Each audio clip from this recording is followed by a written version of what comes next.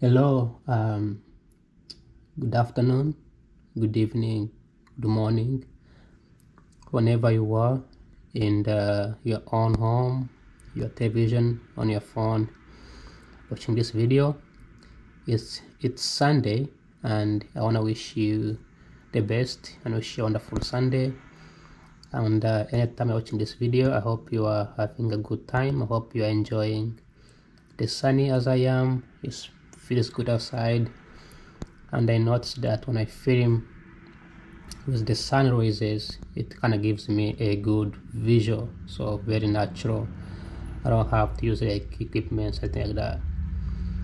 And my GoPro camera kind of captures my voice and my face pretty much better when I have the lighting, the natural light.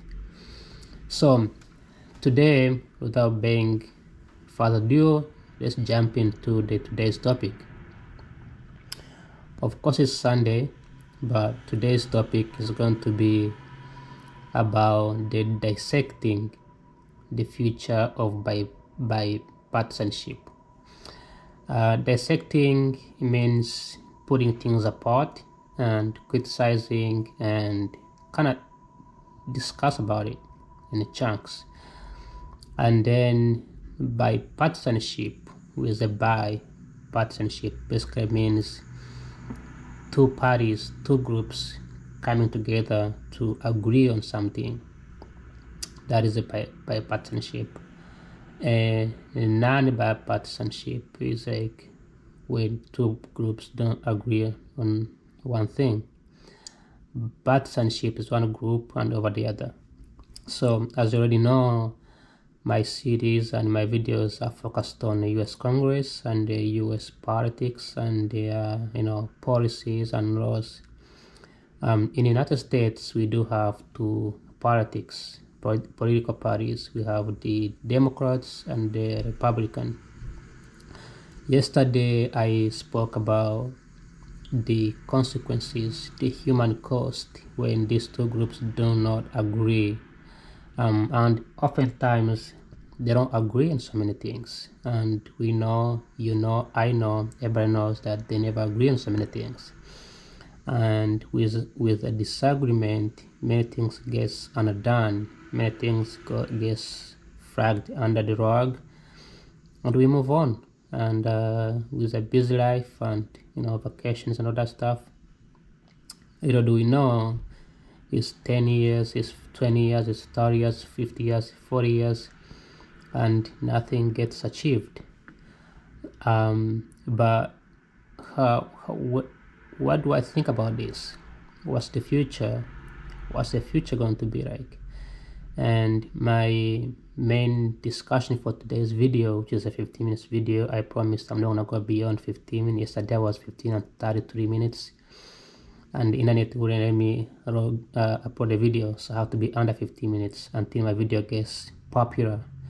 So if my video gets popular and I get more followers, probably I'll be able to upload maybe 20-30 minutes. But for now, my videos are going to be short, quick, so it doesn't feel boring. And so under 15 minutes is enough.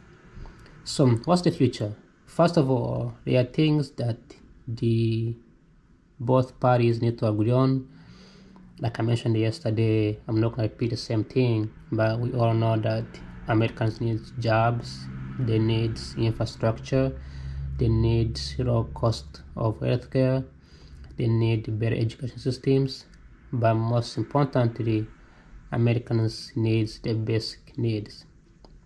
The basic needs can be things like food, shelter, healthcare, safety, and overall happiness. And many Americans, they are polarized. They are polarized for different reasons, mostly by the opportunistic, which I mentioned about this past few days, where the outsiders, so the politician, comes in with an opportunistic idea, or they just want to have power, and then they come in and they, excuse me, I had some peanut butters. They come in and they basically divide American people and try not to focus on what makes this country stronger or anybody stronger, but focus on what makes them weaker, which is fine, but it doesn't really move the country forward. So many Americans, when the Congress is divided, Americans are also divided. And for years, there hasn't been any point where two parties have ever been able to agree on even simple things like I mentioned yesterday. Healthcare is one of them, medical cost, insurance is one of them, job is one of them. The cost of living is pretty high here in this country, the expenses, but there are things that many Americans do agree on, which brings them together. Americans do agree that they both need military funding because the United States since 1940s has gained more enemies than they ever thought. And we cannot blame the United States because the Japan attacked the United States, the Pearl Harbor, which dragged the US into the World War II, which they never really intended to join. And since then, the United States has built more enemies. They have realized that a country like Japan, which has no problems with the United States, can randomly attack the US. So to keep the enemies away from the US soil, the US has to expand the army and the military. So a huge expenditure goes to fund the army, the military, and defense. Now they are focusing on space. Now they are also focusing on internet, cybercrime, cyberspace, which is great. So every American agree on those things, but there are other things that Congress needs to agree on, which can and does cost human lives every single day. Stories are being told. A couple years ago, I wrote an essay which talks about mass shootings, the use of guns to kill other people, and these guns has never been resolved. The Second Amendment gives the right to every American to use guns to protect not just themselves, but to also use the guns to overthrow the government. Now, as we all know, like I mentioned a couple days ago, the US politics, the US Constitution is not the people, it's the paper. People form the government. We can all form the government. I can form my own government. Government means governance, the idea of forming a group of people who can both work as a community, but all of them having different responsibilities. That's the government. But what you can't form is a constitution, something that everybody agrees on.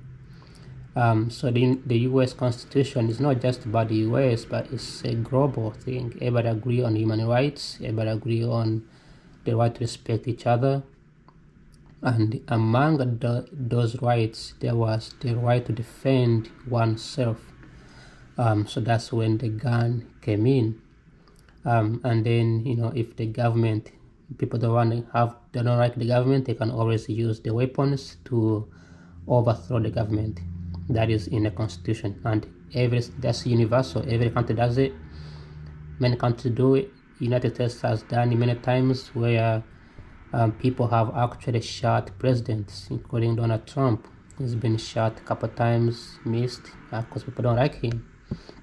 So Americans have used actual guns to kill the president and choose another president. Totally normal. Every country does it.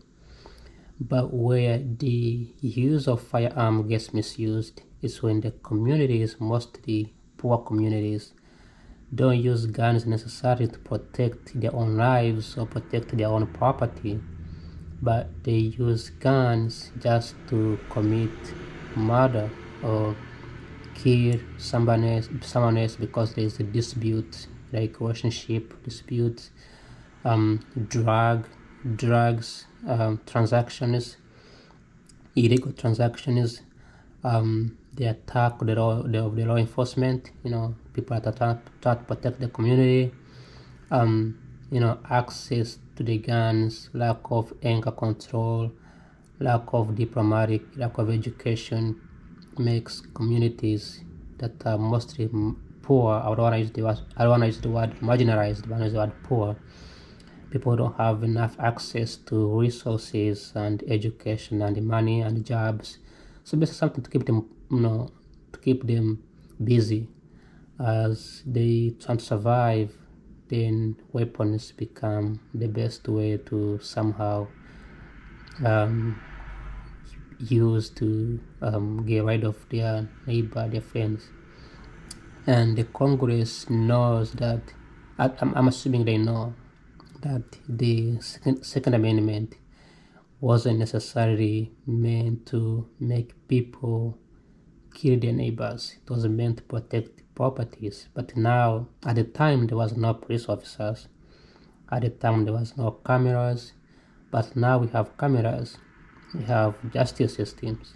We have social services, right? The welfare system. We do have police patrolling neighborhoods.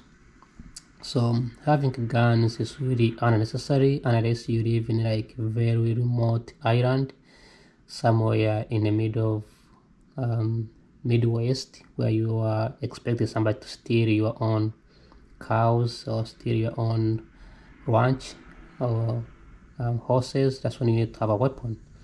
But if you live in a city like where I live right now, right? If somebody steals my neighbor's car, I can easily see them.